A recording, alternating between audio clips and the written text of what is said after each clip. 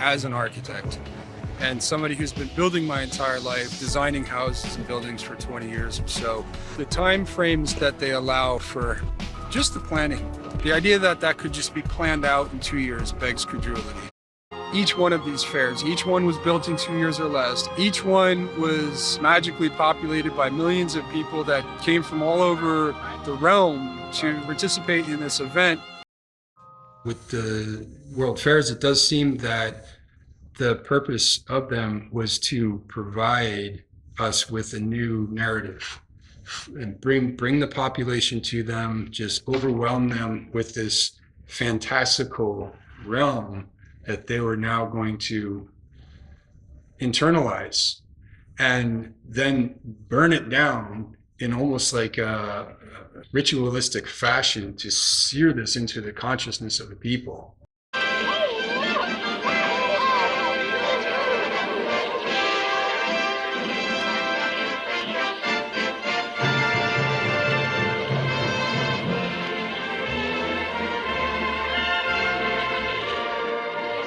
Anything like it in the whole world. It's right in our own hometown. Grandpa, they'll never tear it down, will they? Well, they'd better not.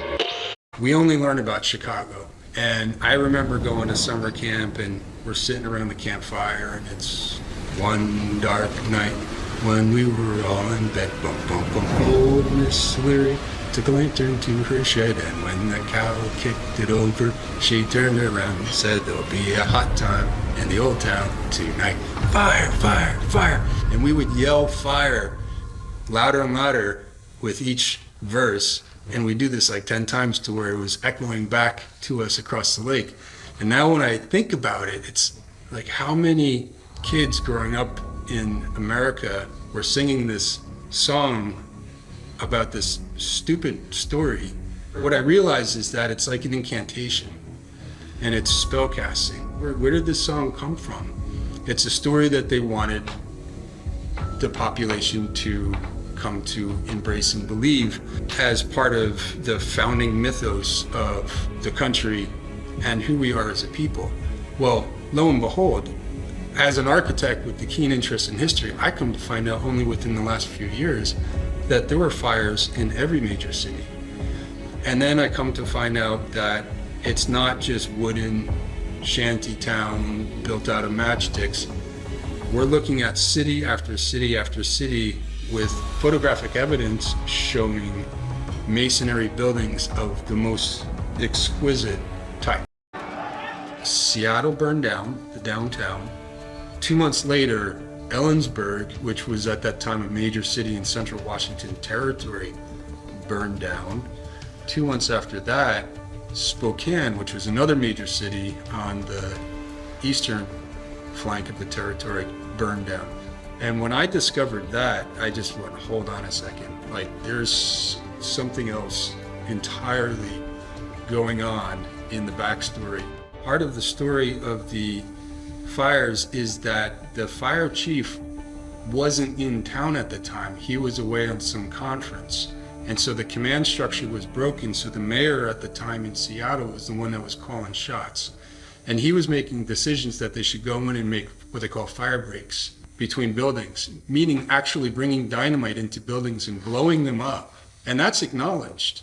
And that's acknowledged in Boston, the Boston fire, in city after city, what's called a tactic to contain fires. And then they often say, well, look back and, in retrospect, maybe it wasn't the best idea. Well, what was causing these fires and what was causing this type of damage in the first place needs to be examined. So when you have a broken command structure and somebody else is calling the shots, that's really curious to me because that's the same thing that happened in Lahaina. The wildfires that swept through Maui are the deadliest in U.S. history in more than a century. As they are busy dismantling it in the 3D reality that we experience, it was part of a program to dismantle the old world and shock us into an acceptance of basically the new world order. And that's why I wanted to speak to you today about the new world taking shape around us, about the prospects for a new world order.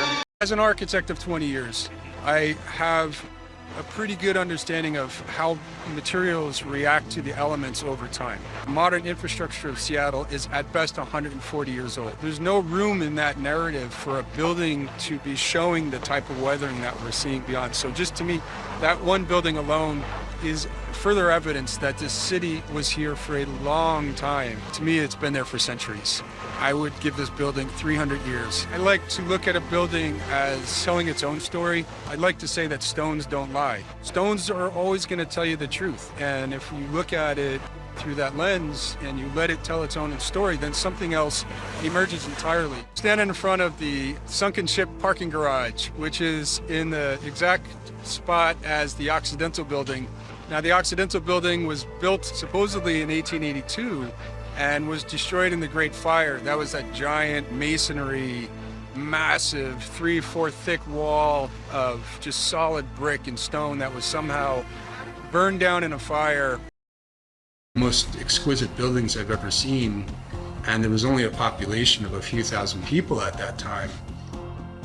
And then I'm looking and there's mud roads and wooden sidewalks. And then I'm looking at this building that is just, it could be out of Paris or Prague. It's not computing. And so I'm realizing there again, there's a whole bunch of stories that have to be dug into, rethought, reconsidered, and in some cases completely discarded. You have to be able to bring all the stone and brick and glass and copper and all the component parts. You have to be able to bring that to the site. And so just the roads alone, like you can scratch and sniff any aspect of this and the story starts to crumble. It doesn't work when you're introducing an electric system that is dependent upon a power source, a bunch of wires, meters, and your output that you're having to pay for, where you become dependent on a system of scarcity.